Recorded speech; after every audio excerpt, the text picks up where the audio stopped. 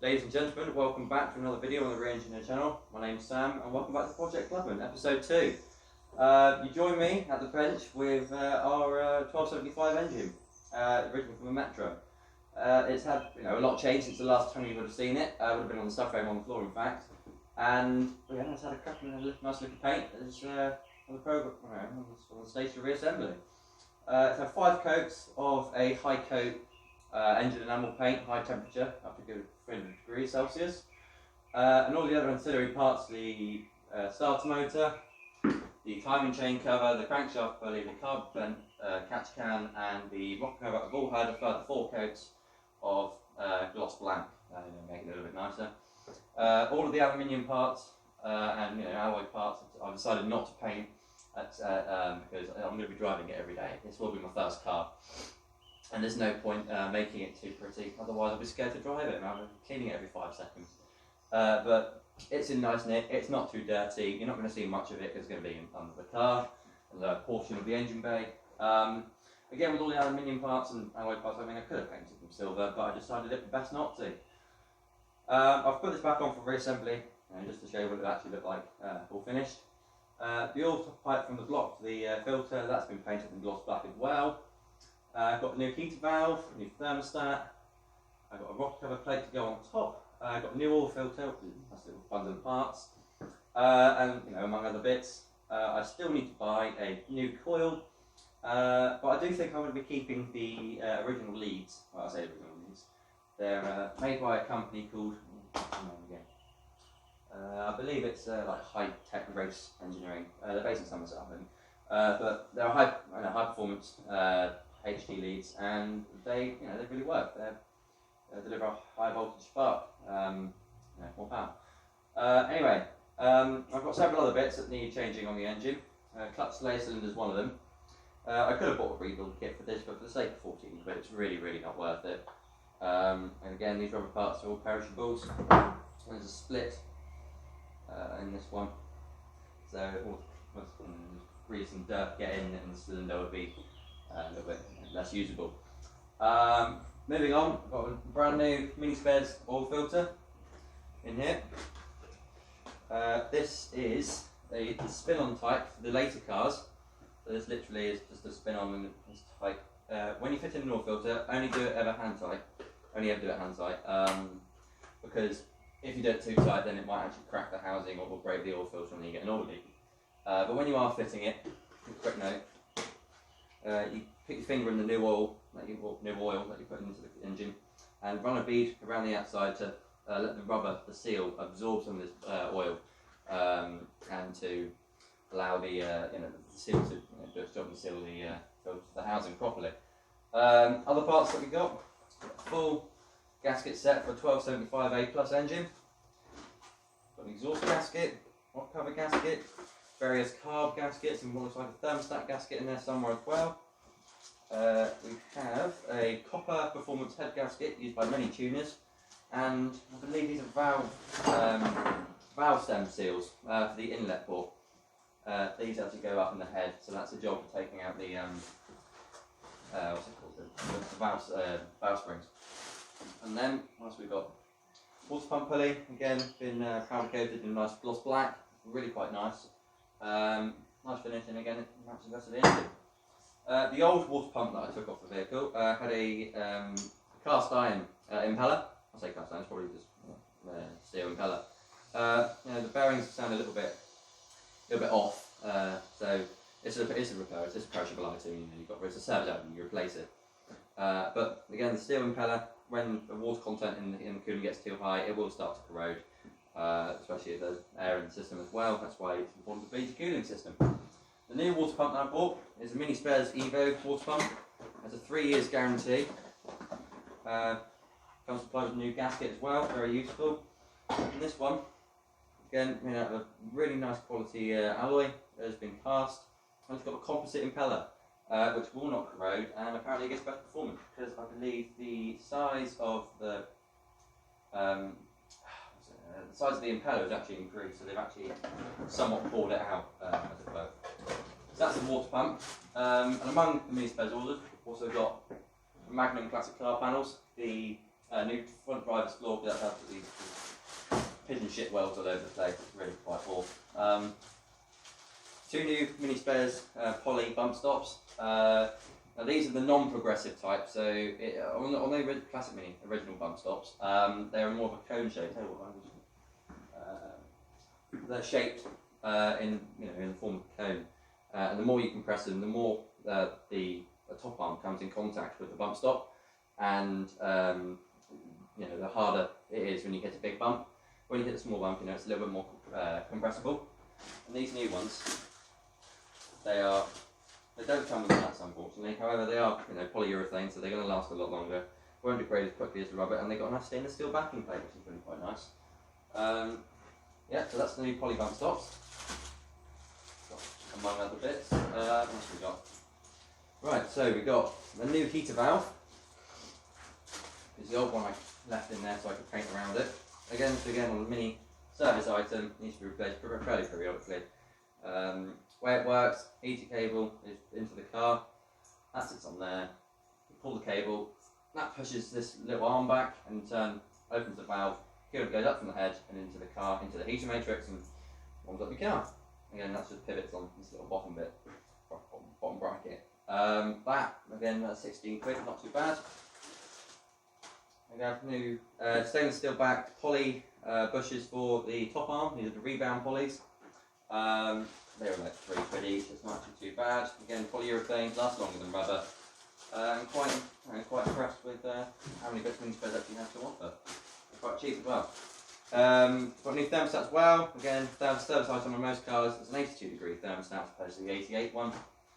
The way a thermostat works is it just sits on top of the engine, and as inside the thermostat is wax, and it's formulated to melt at a certain temperature, so that this little valve on the top actually opens and it compresses and allows water to travel past and into the radiator. But when your car's warming up on a cold start, you want the water to heat up around the engine so the engine warms up and gets to operating temperature. This is an 88 degree thermostat, so when the water underneath it pushing against it will reach 88 degrees, the wax will start to melt, and then it'll open up and water will flow through your engine. This one is an 82 degree thermostat and literally does what it says on the tin, and it will open up at 82 degrees. So it will minimise the risk of overheating.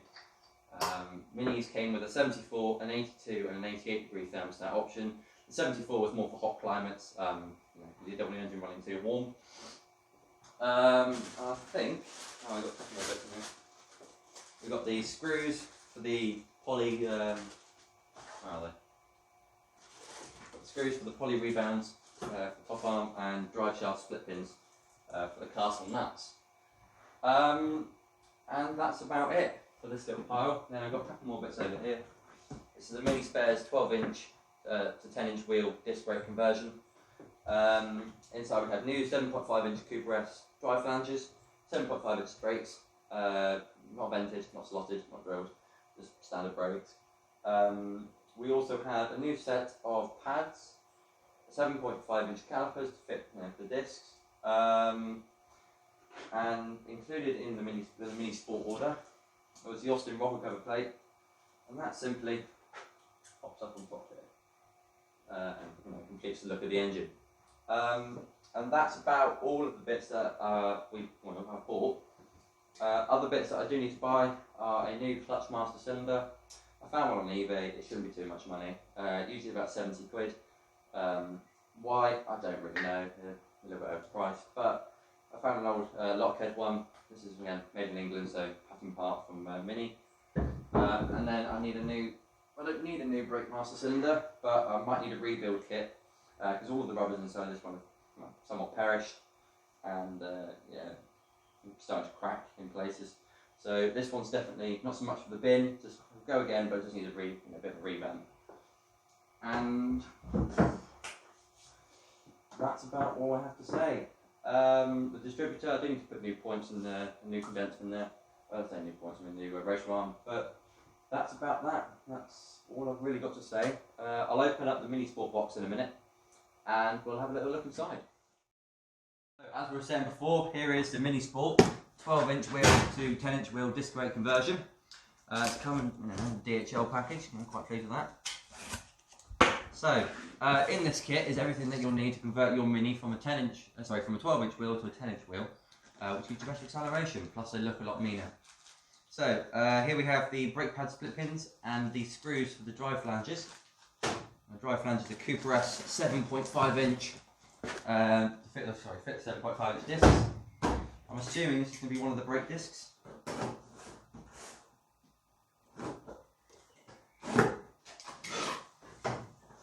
Very nicely packaged. Yeah, there we go. So, plastic.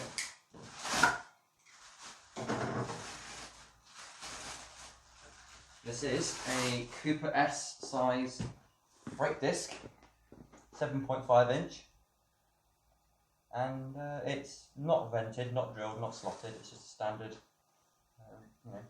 class brake disc, and that's what basically spaces out the wheels on the Mini a little bit more. I'll set them into the calipers. So we'll put a crack down there. Have one brake disc. With packages of. That's just newspaper, shredded paper. Newspaper, there we go. So, we have a set of Mintex TMD friction brake pads.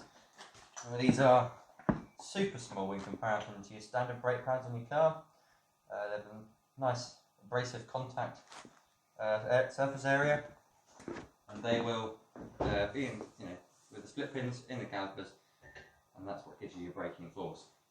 So we have all four of those, two per side. This kit's only for the front, so that's all the bits that we got. In the box as well, we have what appears to be another Mini Sport brake disc.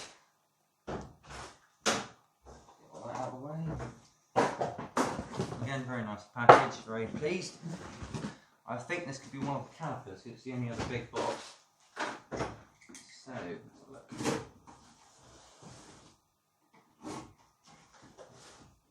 Let's go from there. There we go. Here we are. Cask 2-piece caliper, again from Mini Sport. And really quite, nice silver. And that, quite pleased with. Pistons look all right. Again, brand new. This is a reproduction part for Cooper S parts from the 60s. Brake pads slot in there, and they're held in with the split pins. They go either side of the disc, and that gives you your braking. Put one of those. And what we have another one.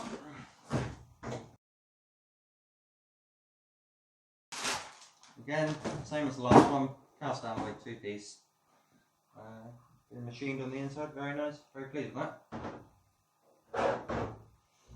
What else we got? What appears to be drive flanges. These are replicas of the Cooper parts from the 1960s in the rallies.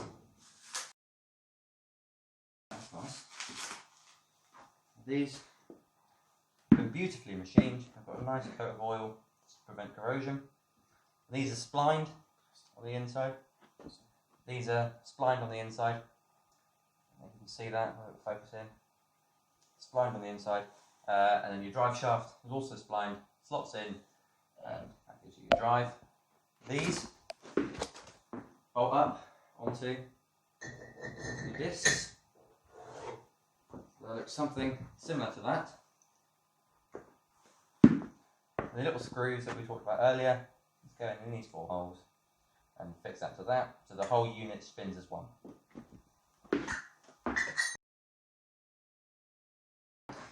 I believe we've got the other drive flange. Yep, again 7.5-inch Cooper S to fit the 7.5-inch Cooper S brake disc. Again, given a lovely coat of oil to stop corrosion in postage, but very, very pleased with that.